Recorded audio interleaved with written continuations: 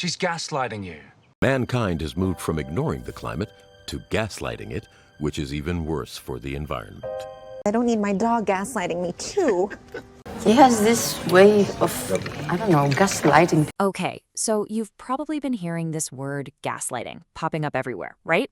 It's a really powerful word, and it turns out the best way to really get what it means is to know its story. So let's dive in and unpack this thing. Think about this for a second. Have you ever been absolutely positive about something?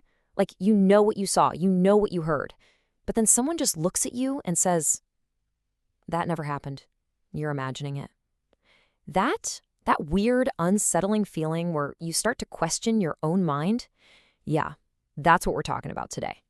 So to figure out where this word even came from, you're not going to find it in some old dictionary. Nope, we actually have to go to the movies. We're talking about a classic black and white film from way back in 1944 called, you guessed it, Gaslight.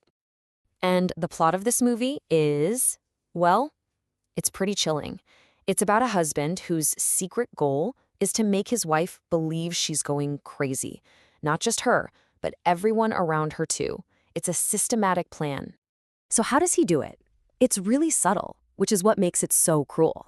See, their house is lit by these old-fashioned gas lights, and every single night he sneaks up to the attic and messes with the gas flow.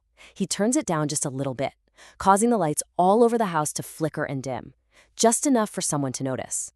And of course, his wife, Paula, she notices. She sees the lights getting darker, she hears strange noises coming from the attic, so she does what anyone would do. She tells her husband, right? She's just looking for him to say, "Yeah, I see that too, weird." But he doesn't. He completely denies it, flat out. He looks her right in the eye and says, "You're imagining things. The lights are fine." He's basically telling her that her own eyes, her own senses are lying to her. So this creepy story from an old movie, you'd think it would just stay on the screen, right? But it didn't. It actually leaped out of the film and straight into our everyday language, creating a brand new word. And that's how the movie's title, Gaslight, became a verb, to gaslight.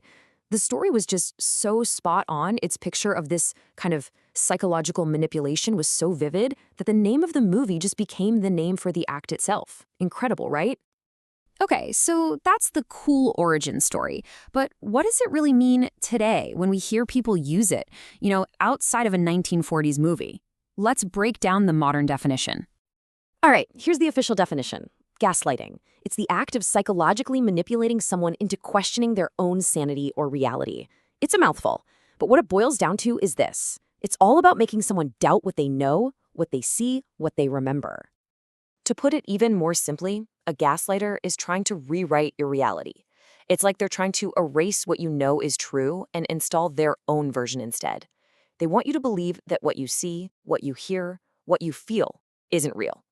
Only their story is. Okay, so we've got the definition down. The next big step is learning how to spot it in the wild. And gaslighting often uses a kind of script. There are these common, dismissive phrases you'll hear over and over again.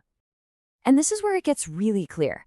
Think of it like a tug of war. On one side, you have your reality. You know what you saw. And on the other side, pulling against you, are their words. That never happened.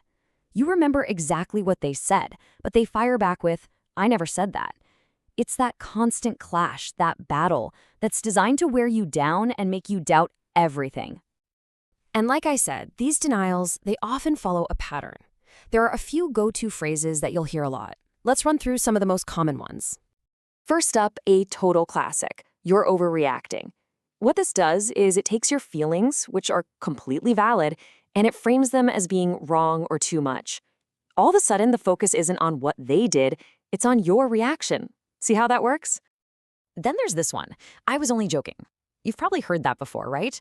Someone says something really hurtful, and when you call them on it, this is their escape hatch. It's a way for them to dodge any responsibility, and what's worse, it puts the blame on you for not having a sense of humor. And then, maybe the most direct attack of all, you're remembering it wrong. This one is a bullseye. It goes straight for your memory, your whole perception of the past. The goal here is to make you feel like you can't even trust your own mind, your own experiences.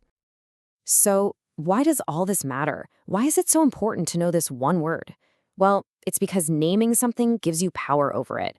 When you can put a name to a behavior, you can start to recognize it. Just having the word, it's like getting a new tool that helps you see and understand what's really going on. And that brings us to a final question for you. Now that you know the story, now that you know what gaslighting really means, think about this.